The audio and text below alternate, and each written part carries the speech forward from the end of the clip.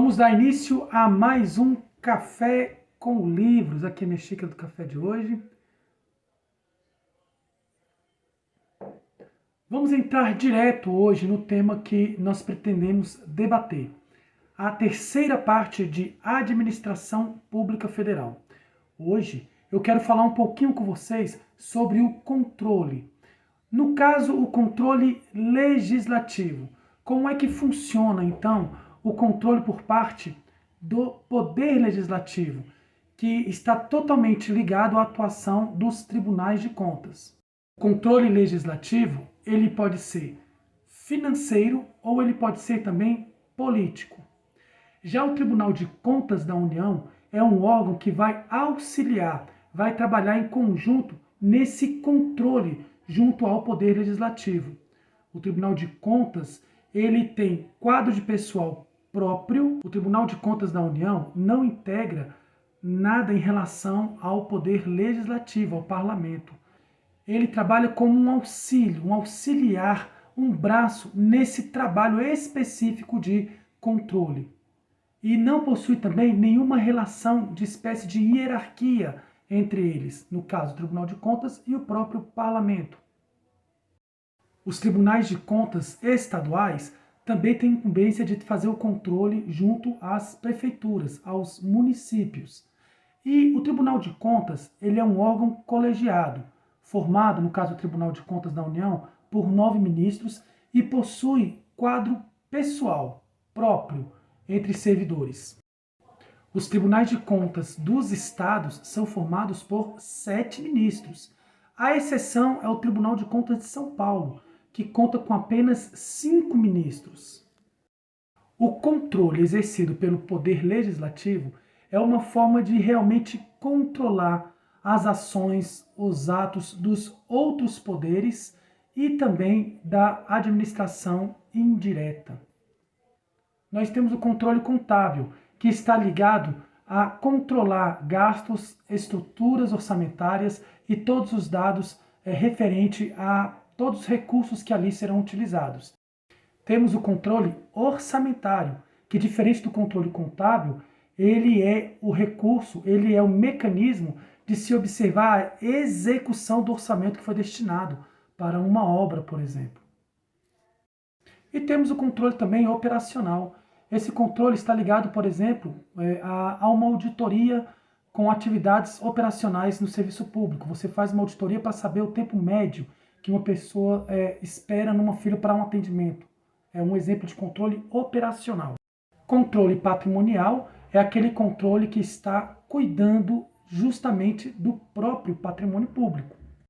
Controle de legitimidade está ligado à legalidade das ações públicas. Já o controle de economicidade é quando você vai averiguar, vai verificar se está realmente havendo gasto correto dos recursos públicos, sem exageros, que trate sobre o custo-benefício, sem que se jogue fora dinheiro público. No controle externo, nós temos também mecanismo de averiguar as subversões, ou seja, se os gastos enviados pelo governo estão corretos. Isso é muito importante, porque as subversões podem ser sociais ou econômicas. As subversões sociais são aqueles enviados para instituições culturais de caráter assistencial sem fins lucrativos. Já as subversões econômicas são aqueles recursos enviados a empresas públicas de caráter industrial, pastoril, comercial e agrícola. Temos a renúncia de receita. E são vários exemplos de renúncia de receita que nós podemos aqui elencar. Temos a remissão, o subsídio, a isenção e a modificação da alíquota. De acordo com a Constituição Federal, o controle externo será realizado com o auxílio, com a atuação do Tribunal de Contas da União. E são alguns atributos do Tribunal de Contas da União. Apreciar as contas prestadas anualmente pelo Presidente da República, mediante parecer prévio que deverá ser elaborado em 60 dias a contar do seu recebimento. julgar as contas dos administradores e demais responsáveis por dinheiros, bens e valores públicos da administração direta e indireta, incluídas as fundações e sociedades instituídas e mantidas pelo Poder Público Federal. Realizar por iniciativa própria da Câmara dos Deputados, do Senado Federal, de comissão técnica ou de inquérito, inspeções e auditorias de natureza contábil, financeira, orçamentária, operacional e patrimonial nas unidades administrativas dos poderes legislativo, executivo e judiciário e demais entidades referidas na letra B. Fiscalizar as contas nacionais das empresas supranacionais de cujo capital social a União participe, de forma direta ou indireta. Fiscalizar a aplicação de qualquer recurso repassado pela União mediante convênio, acordo, ajuste e outros instrumentos. Prestar as informações solicitadas pelo Congresso Nacional por qualquer de suas casas ou por qualquer de suas respectivas comissões sobre fiscalização contábil, financeira, orçamentária, operacional e patrimonial. Aplicar aos responsáveis em caso de ilegalidade de despesas ou irregularidade de contas as sanções previstas em lei, que estabelecerá, entre as outras combinações, multa proporcional ao dano causado ao erário. Assinar prazo para que o órgão ou entidade adote as providências necessárias ao exato cumprimento da lei, se verificada a ilegalidade. Sustar, se não atendido, a execução do ato impugnado, comunicando a decisão à Câmara dos Deputados e ao Senado Federal. Representar ao poder competente sobre irregularidades ou abusos apurados. O controle administrativo é exercido pela própria administração pública. É o princípio da autotutela. Ele por si só pode realizar as inspeções e todos os mecanismos possíveis para realizar essa fiscalização e esse controle. Pode ser interno, externo, administrativo, legislativo e judiciário. A administração pública tem o poder de anular ou mesmo revogar qualquer ação que seja impertinente, inoportuna e que cause danos ao serviço público, ao patrimônio público, à própria administração pública. O controle administrativo pode ser hierárquico e não hierárquico. Vamos agora diferenciar agente público e servidor público. O agente público é qualquer pessoa física de função pública, remunerado ou gratuito, de natureza política e administrativa ou administrativa, com investidura transitiva, transitória ou mesmo definitiva. Já o servidor público são pessoas físicas que prestam serviços ao interesse público mediante concurso público e com vínculo empregatício, seja estatutários, seja seletistas. Os agentes políticos exercem mandato eletivo, também nós temos a figura dos agentes políticos, com exceção dos ministros e secretários de governo. Temos também os servidores estatutários. Esses são regidos pelo próprio estatuto, o Estatuto do Servidor. Temos também os servidores ou empregados públicos, que esses são regidos pela consolidação das leis trabalhistas. E os servidores temporários, que são contratados temporariamente para prestar também serviços de interesse público. Esses servidores temporários, eles não vão conseguir a sua estabilidade. Os militares são aqueles que prestam serviços às Forças Armadas, Marinha, Exército e Aeronáutica. Hoje o termo destinados a eles é militares, não servidores militares. Os militares possuem também direitos, como 13º, salário família, férias anuais com um acréscimo de 1/3, licença gestante de 120 dias, licença paternidade, assistência gratuita aos filhos e dependentes. Mas atenção, é vedado, é proibido aos militares sindicalização, é proibido aos militares greve e filiação a partidos políticos enquanto estiverem atuando na ativa. Vamos ver então a definição de cargo, que é o conjunto de atribuições e responsabilidades previstas da estrutura organizacional da administração pública. O cargo do Poder Executivo é privativo de criação do chefe do Poder Executivo. O cargo do Poder Judiciário é parte dos próprios tribunais. E os cargos do Poder Legislativo é iniciativa da mesa diretora, que pode criar, extinguir ou transformar alguns desses cargos. Os cargos organizados em carreiras são aqueles que podem prever um plano de cargos e salários que terá, então, níveis, classes, a progressão desse servidor, por merecimento, por antiguidade. Já os cargos isolados não permitem a progressão. Cargos vitalícios e efetivos unicamente a concurso público e depois nomeação e investidura nesse cargo.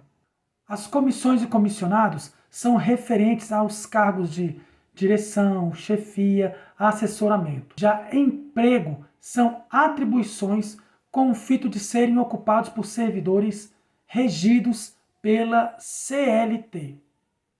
Função pública é a ocupação de cargo por agente público. Essas funções são temporárias, como chefia, direção e assessoramento. Já provimento é a forma de ocupação do cargo pelo servidor, que pode ser originário e derivado. No caso do originário, é quando o servidor toma posse e ingressa pela primeira vez no serviço público. Ele fez o concurso, toma posse, então ali a gente chama de originário. Já o derivado, existem alguns casos.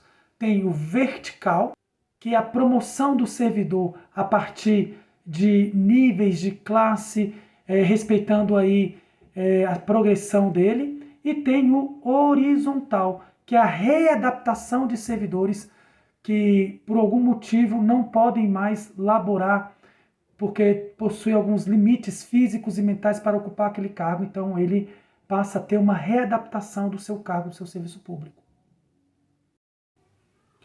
Provimento derivado por reingresso, pode ser pela reversão ou a reintegração. A reversão é o retorno do servidor público que estava aposentado. Um dos casos é a aposentadoria por invalidez. Uma vez detectada por laudo médico, por perícia, que a invalidez já não vale mais, esse servidor ele poderá vai ter o seu retorno ao serviço público, ou também de forma voluntária. A reintegração é o retorno do servidor que havia sido demitido. Então foi anulada a demissão desse servidor e ele poderá voltar às suas funções, voltar a trabalhar. Nesse caso, cabe indenização pelo motivo da demissão, que pode ter sido ilegal. Recondução é o retorno do servidor a seu antigo cargo. Vacância é a desocupação do cargo público, seja por aposentadoria, falecimento, por exoneração. E a exoneração pode ocorrer a pedido do servidor. Já a demissão é quando ocorre aí a presença de infrações. Então é diferente, né? A exoneração da demissão. A efetividade são os casos de servidores titulares por serviço mediante concurso público. Gente, ser efetivo é diferente de estabilidade, possuir estabilidade. Ser efetivo são os casos do servidor, uma vez tomado posse, ele ocupa o cargo, ele já é automaticamente um servidor efetivo de carreira. Mas a sua estabilidade só virá depois de 3 anos de estágio probatório, com avaliação de desempenho e seguindo todos os ritos, todos os critérios necessários para que ele venha conquistar a sua estabilidade. Então são diferentes: efetivo, efetividade e estabilidade. Remuneração são subsídios fixados em parcela única, sem acréscimos de nenhuma vantagem, vedado acréscimos de qualquer gratificação. Já o vencimento, que é destinado aos servidores estatutários, são considerados com acréscimo de vantagens pecuniárias. Então nós temos essa diferença aí de remuneração e vencimentos. A remuneração vai passar por uma revisão anual. Essa revisão anual, em tese, no papel, deveria prover algum tipo de aumento, mas nem sempre isso acontece, que é o que a gente chama de aumento impróprio. A remuneração não pode ser nunca menor do que um salário mínimo previsto na Constituição Federal. Não pode essa mesma remuneração extrapolar, tem um teto. Ele não pode ser maior do que o governador, deputados estaduais e distritais, e nem ao subsídio dos desembargadores dos tribunais. As indenizações é o ressarcimento a servidores em razão de despesas. Já a ajuda de custo são os casos de quando o servidor, por exemplo, é obrigado a mudar de sede. A sede mudou, ele tem que fazer a mudança também de domicílio. Então, aí, como houve uma mudança drástica na sua própria vida, ele tem direito a receber essa ajuda de custos. Nós temos também as diárias, nós temos também indenização de transporte e auxílio moradia. As gratificações são acréscimos pecuniários junto ao estipêndio. Nós temos a retribuição por cargo de direção, chefia, assessoramento. Nós temos a gratificação natalina, que é o pagamento de um 13º salário acrescido de 1/3, adicional para atividades insalubres, perigosas e penosas, adicional por serviços extraordinários, que é com um acréscimo de 50%, que é o chamado horas extras, né? E o adicional noturno, que considera das 10 da noite às 5 da manhã, com um acréscimo aí de 25%. E também existem as licenças. São previstas algumas licenças aí no âmbito da administração pública. Licença para tratamento de família, afastamento de cônjuge ou companheiro, companheira, serviço militar, para atividade política, capacitação, interesses particulares, mandato classista, que são no caso do pessoal aí que ocupa cargos em sindicatos, tratamento de saúde, acidente em serviço, licença gestante, licença adotante, licença paternidade. E prevê também casos de concessão. 1 dia para doar sangue, 2 dias para alistamento como eleitor, 8 dias consecutivos no caso de casamento, de falecimento do cônjuge, de pai, mãe, padrasto, madrasta, filhos, enteados sob sua tutela. E temos os casos das concessões para estudantes, né, servidores e estudantes. O servidor estudante ele poderá ter um horário especial, desde que seja comprovada a incompatibilidade, só que essa concessão depois haverá compensação, tá, dessa carga, desse horário aí, no momento oportuno. E também no caso dos servidores que por mudança de sede, por mudança do local de trabalho, ele então vai ter garantido a matrícula no local mais próximo da onde ele estiver para continuar os seus estudos. Agora vamos falar sobre a responsabilidade. Nós temos a responsabilidade civil, administrativa e criminal. A responsabilidade civil é aquela que fará com que haja uma reparação de danos ao erário e também compensar aqueles que tiveram seus direitos e bens infligidos. A responsabilidade criminal é, de fato, quando a pessoa vai responder criminalmente, penalmente pelos atos dentro do serviço público, uma vez comprovado ali. E a responsabilidade administrativa é aquela que é ligada às sanções administrativas, né? Como penalização a partir do administrador. Então aí abrem um PAD, enfim, e poderá então ter a responsabilidade administrativa por parte do administrador. Pessoal, com isso nós vamos encerrar aqui o conteúdo Administração Pública Federal.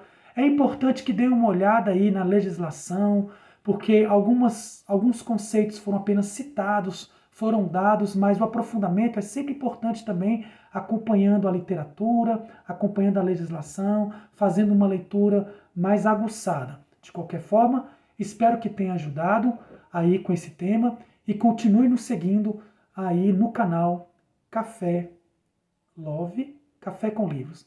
Um abraço e até a próxima.